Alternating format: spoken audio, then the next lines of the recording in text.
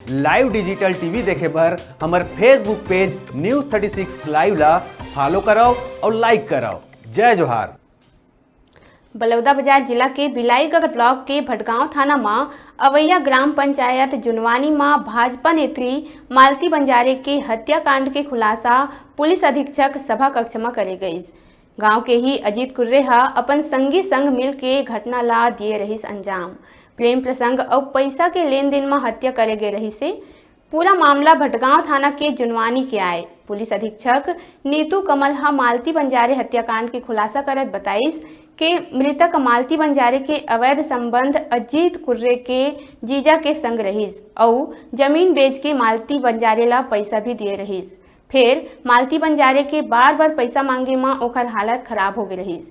यही बेरा अजीत कुर्रे अपन दोस्त के संग मिल के हत्या के प्लान बनाईस। कड़ा पूछताछ के दौरान अजीत टूट गईस और अपराध कबूल कर लीस। आप मन ला बता दन आरोपी पुलिस ला गुमराह करे बर लगभग 50 सिम कार्ड के उपयोग करे हवे।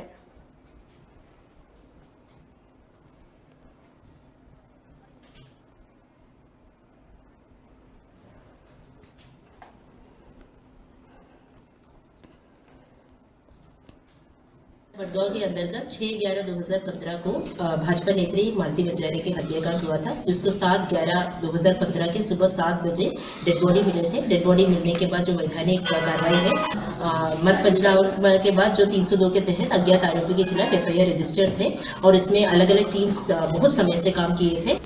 हमको बहुत सबसे अहम क्लू में इसमें बता दूंगी ये मिला था कि मालती बंजारे के जब डेड बॉडी मिले थे तो मालती बंजारे के हाथ में एक सुसाइड नोट था।